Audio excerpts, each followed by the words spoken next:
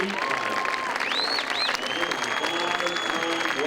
States endurance win, 100-mile winner from Auburn. I'm sure you will recognize by that name, standing up here with us from Auburn. Congratulations, Big Jim.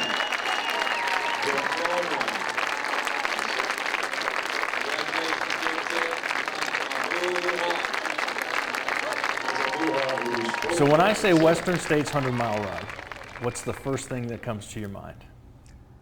I have a mental picture of the trail, probably somewhere on Red Star Ridge, just looking off into the Granite Chief Wilderness. How about from an experience standpoint? Well, pain.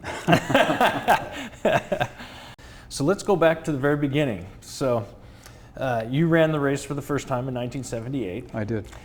How did you find out about the race and what compelled you to sign up? It was very simple. I had just moved out from from New York to California, and I had taken the job as vice president and general manager of Runner's World.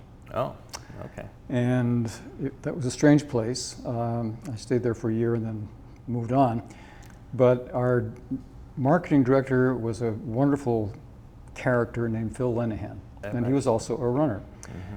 And I was sitting in my office one day, and I heard someone excitedly saying, "Doug, Doug, Doug," and I heard running footsteps coming down the corridor. And here was Phil, and he had just been out in the back room where the editorial staff was working, and he had galley proofs of the next issue of Runner's World.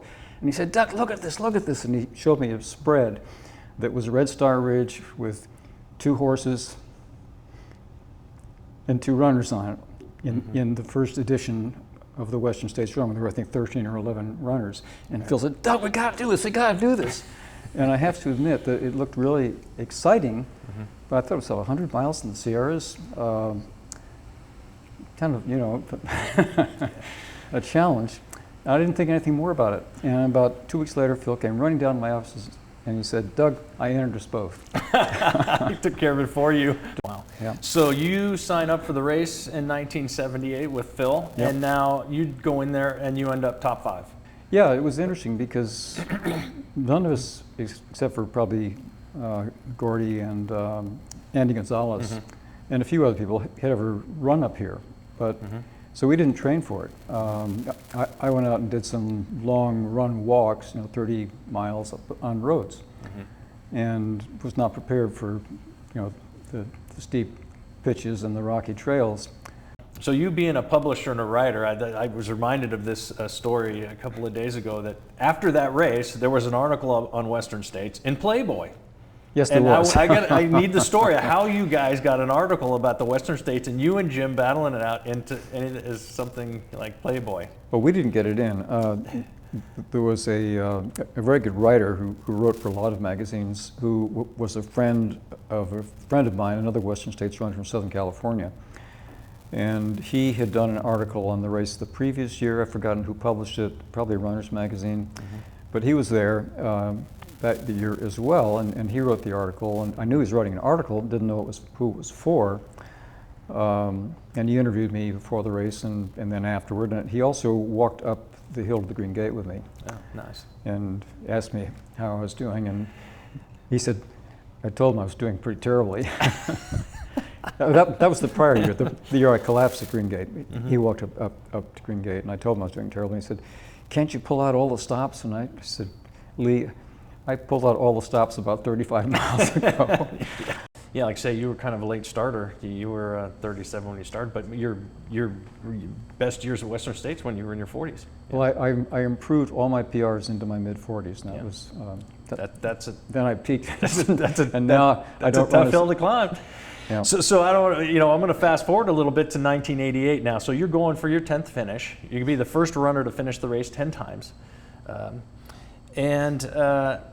There's a little bit of pressure there, even though you may not know, you're like, I'm not going to win the race because I'm not at the level by which I could compete to the front. I beg your pardon. But you want to say, but being in the top 10 is really, at the award ceremony, they recognize the top 10 men and the top 10 women, and that's kind of the elite pack within Western States. Yeah. Yet now you're 50 years old, right? Yeah. And so you're, mixing it up with the the fast guys up front. I mean, it's not, you're not the 100th in the race or anything, but so you get on that race and you just, on that day you set the course record for men 50 and over, and that record stood for more than 30 years. Mm-hmm. I've talked to people a lot of course records on Western States. I said, you have to realize that you do that 100 miles and there's probably not a mile on there where you're feeling very bad. That, if you're going to run a course record on that course, you really have to be in your groove most of the day. There might be a pothole here that's almost guaranteed in 100 miles, but they're very short-lived, and at the end of it, you just realize, wow, I might not have been thinking I was doing a course record, but that really was smooth. Is that really what you felt that day? Because, I mean, when you think of that record lasting for more than 30 years before it just got broken in 2019, and you did that in 1988, and on your 10th finish, to get your 10th year buckle, being the first 1,000-mile buckle winner. Well, I don't want to sound cocky, but I kind of took for granted that I would get my 10th buckle because I wasn't going to, have all my muscles cramp again. So I was at that time eating and drinking the right things. Mm-hmm. But I had a very, very intense goal to get 10 top finishes as a master.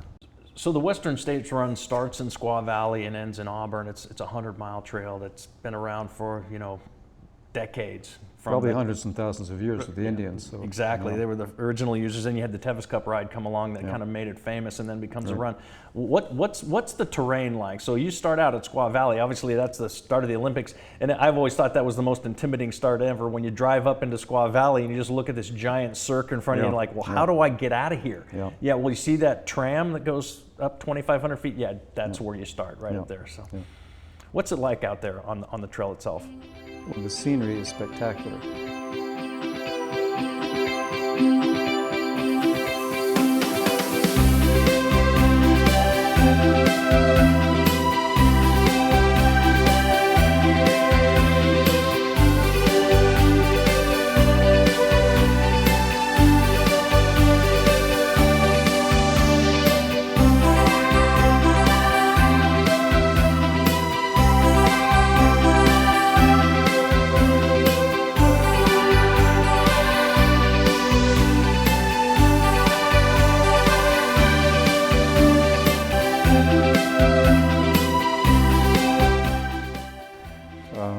You're right. When you get to Squaw Valley and you look up at Emigrant, and it's like this, it's 4.5 miles, and you think to yourself, God, you get up there, you still got 95 miles and a half to go.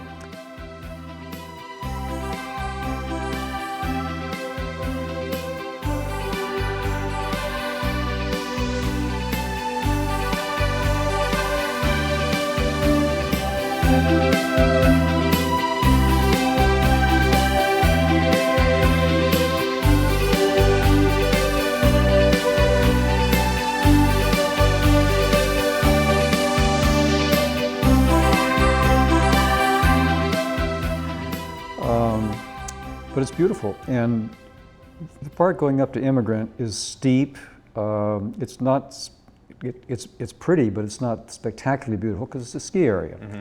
But it's interesting, and then you get to the top, and you go to the Granite Chief Wilderness, and you're out there with all these incredible granite crags and cliffs and streams. They're full of little tiny trout. You see bears, you see rattlesnakes. I've seen mountain lion footprints in the snow when I was running up there in the winter, spring. And it's just gorgeous. Everything's pristine. It's beautiful. And the terrain varies from running along in the open over rough rock.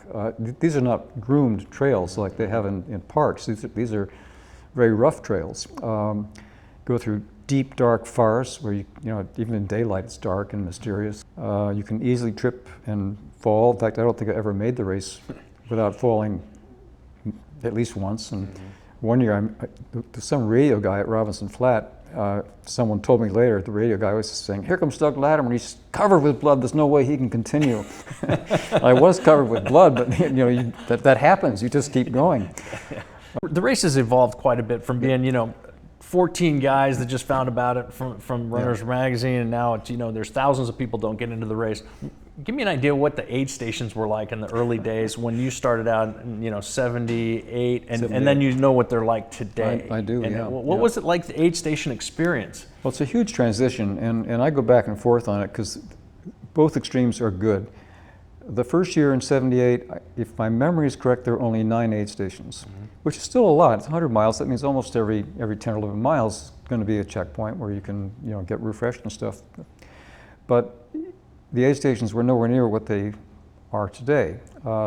They might have had water and erg or something in the old days, but you had a choice of 2 or 3 drinks, and a lot of them didn't have food. The first aid station in 78 was at Red Star Ridge.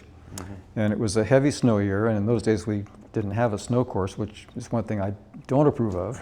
And that's 16 miles, right? So that's 16 miles, deep, deep, deep snow, and I was Wendell Roby wearing boots up to here with a snowmobile, with a bucket of water and a ladle.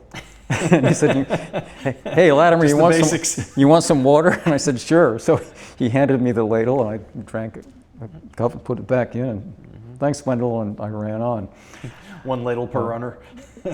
They only had 1 bucket from the 69 people coming through, so probably, yeah. Sure. But, just one guy standing in the snow with hip boots and a bucket.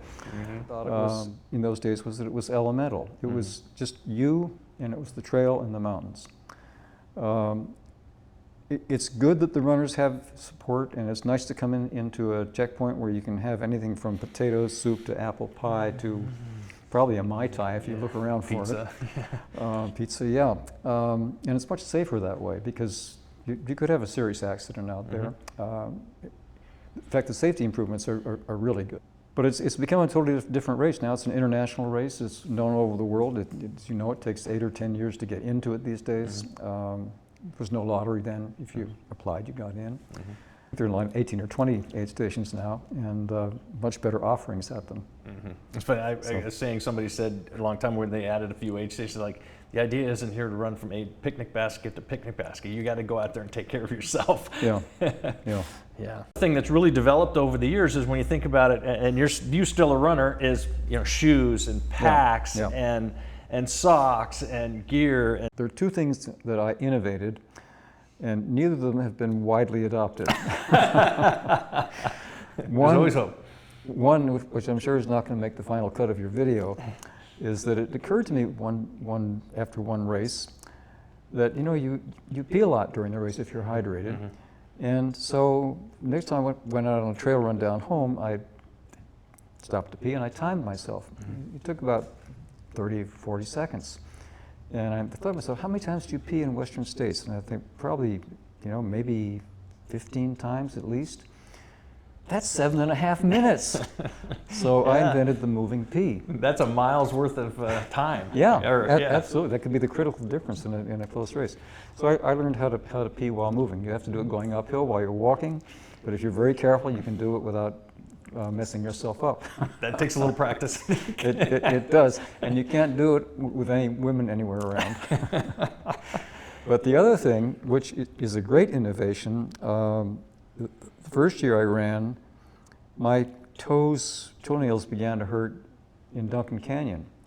And by the time I was at Robinson Flat, I had already torn off 2 or 3 of them because going downhill, your toes, at least my toes, always hit the front of my shoe, and it would just lift a little tiny bit. So it was like the Chinese water torture, or not water torture, bamboo under the nails torture, little by little by little, and over the course of the run, I would lose 3 or 4 toenails, and it's excruciatingly painful. Yeah. So after having this happen 3 or 4 years, I finally said, what would happen if I just cut off that much of the top of my shoe, leaving the side on, but not the top? And I tried it out at home, and it worked really well. People think you're going to get a lot of pebbles in your shoe, but you don't. They don't pop in, and if they do, all you have to do is on your next step, you lift your foot in the air and pull your toes up, and you flip it like that, and they come right back out again. So I never lost a toenail after about the 3rd year, but I could never talk anybody else into doing it. The toeless shoe. Yeah, the toeless shoe. But Wendell was an old-time pioneer. I think in his 80s when the Western States began, was instrumental, of course, in getting the race started because it was he, I think, that Gordy went to when his horse went lame. Him and Drew Barner. And Drew Barner, and asked permission, and I guess Wendell and Drew both said, "Sure, Gordy, if you want to run it, why not? Run it." So he was the key. He got the race going, and then Shannon and Mo, I guess, ran the race for the people. Mm-hmm. But all I know is that he did. It was his way. And that endeared him to many people, including the runners, because he got the race going. But the Forest Service was not very fond of him for some of the things that he did, and some of the landowners were not, because I'm told, and this could be apocryphal, but I'm told that Wendell, when it was decided that we would abandon going through White Oak Flat and introduce the trail from Forest Hill down to the river, that Wendell just took his bulldozer and bulldozed the new trail through other people's property without telling them. And there's nothing out there. In No. the old days when we used to run through White Oak Flat, you'd run through some neighborhoods, some Yeah. trails behind Yeah. houses. People would be out there lawn chairs and Yeah. their kids, and they'd be Yeah. putting out their own little aid station. And it was Yeah. kind of like maybe an hour and a half or so of fun, because Right. you got to see someone the whole way. Whereas once you drop into Cal Street, boy, you're pretty much on your own in a single track Totally. for Yeah. a couple, 3-4 hours for sure. Yep. No, it's And it made the course, anytime you run on single track rather than a road, it's quite a bit more difficult. It is, yeah. And- I once timed myself in some race that was flat, that was on a trail, like a cinder surface, and I was almost a minute per mile slower than I would have been on concrete or asphalt or something. It's amazing how you don't get the same rebound off the surface that you do when it's solid. Right. Yeah. When Granite Chief became a wilderness area, Right.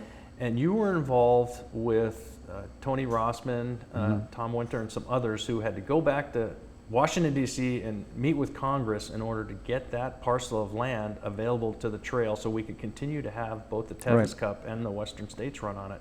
We heard that the Granite Chief Wilderness had been proposed. We went to the local Forest Service people and said, we're very much in favor of this. Let's protect the trail. How can we help you? And we did a lot of publicity for it, and I can't remember what else we did, but we were very much on the side of the Granite Chief Wilderness, and I think he wrote letters to our congressmen and our senators and so forth to help bring it about. And I'm sure Tony worked on that too. Tony, as you know, was a very well-known environmental attorney, and he had terrific contacts in Congress. And so we were very happy when they announced, okay, the Granite Chief Wilderness has gone through Congress, it's a wilderness. And about 2 days later, the Forest Service called up and said, hey guys, I'm sorry you can't run there anymore because there's a rule that says no organized events in wildernesses. And our response is, well, thanks for telling us that when we were supporting it. We were upset, I think rightly, that this had never been raised before. We jointly decided that the four of us would go back to Washington to try to get Congress on our side. We did, and we spent 2 or 3 days there going around and talking to senators and congressmen, except you don't talk to senators and congressmen, you talk to their aides. Their aides, yeah. But because of Tony's contacts, he knew which congressmen and senators to contact. Of course, the 2 California senators we definitely contacted. And he was able to get us in to talk to their higher level aides rather than just some secretary or minor aide. Intern. Yeah, possibly an intern even.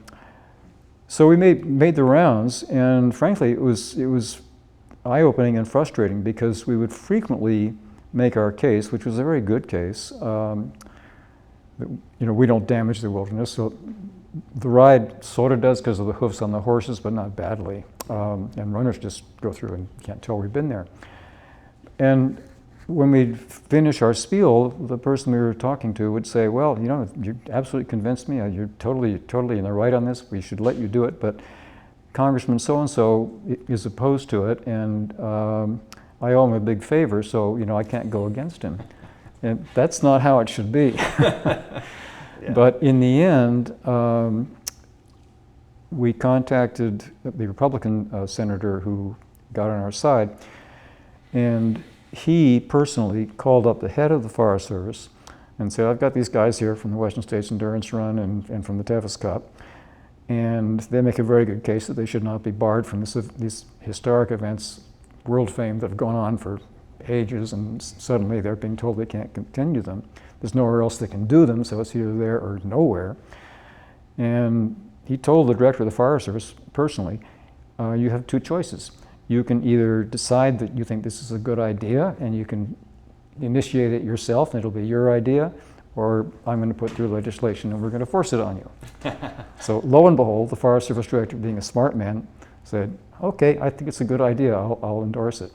But they did impose a minimum number of runners, and that's why we can't have 10,000 people. From then on, we got on the same page, and people talked it out. Everything was fine. And totally I think even today, we have regular meetings with those guys about the event and how it's going to be managed and all that, and I think the relationship has continued to thrive. They're all good guys. They have the same values that we do. And we love the forest and the wilderness, and so do they.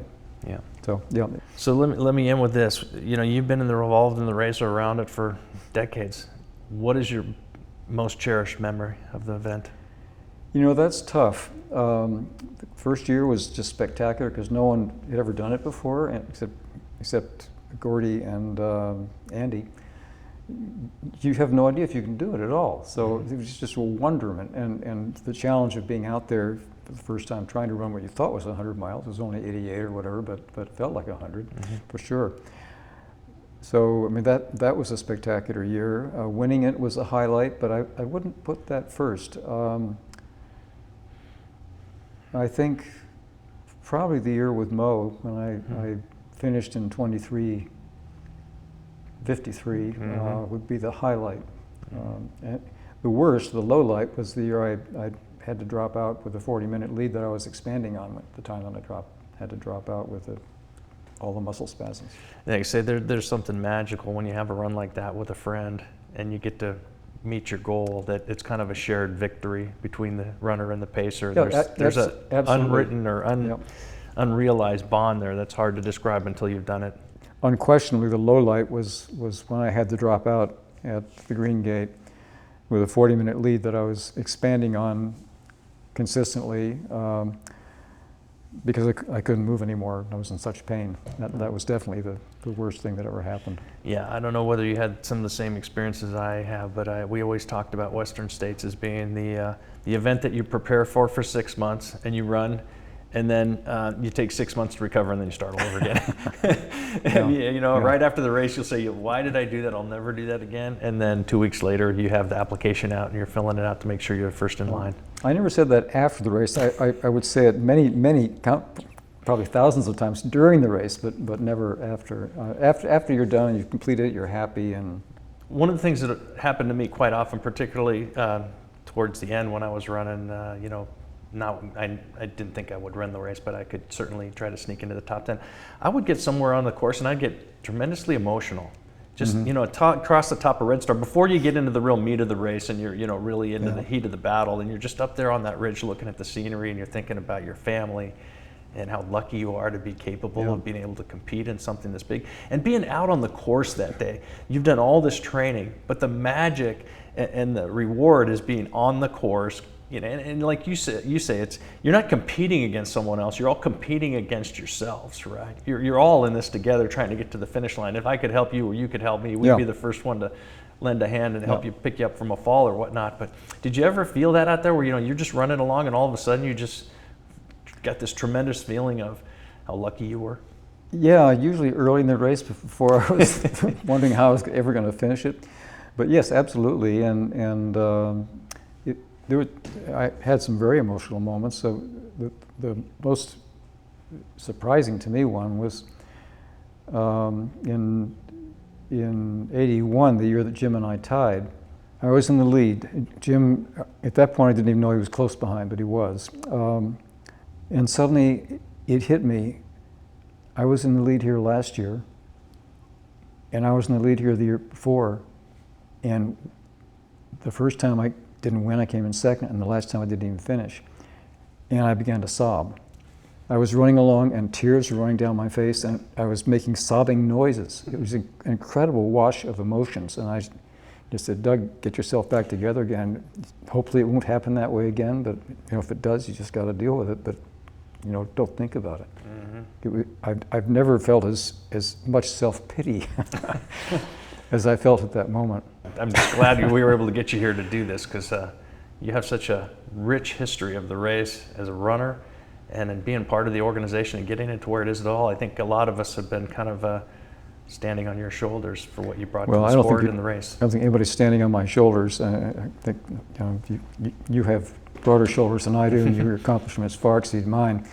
But it's been wonderful to reminisce, and the race has been a tremendously important part of my life, and still is. I would think about it a lot. I've got a trunk full of memorabilia that I don't go through all the time, but occasionally I'll sit down and look through the photos and stuff. No, it's a phenomenal event. It's unique and wonderful. And it's remarkable how well it's done, how it's expanded and taken the world's imagination, not just the people in Auburn. Yeah, I think that the best part about that is be able to share the experiences we have and let someone else have a chance and see what it's like to run that trail. You get to see things and experience things that you can't imagine until you're out there. Right, absolutely. No, I mean, we didn't talk about encounters with wildlife, but I've had encounters with bears and cougars and rattlesnakes out there, and it's just the enormity of it when you're out there by yourself, with no tracks of any kind, no people, and then suddenly you're running behind bear tracks that are that big, and once mountain lion tracks, and they were so fresh that no trace of melting or anything. They were brand new tracks, and I kept wondering if I was going to catch up to it, and I didn't, but I got to a point where the lion made a sharp right and leaped so far that it made big claw marks in the snow where it probably heard me coming behind him and had leaped off.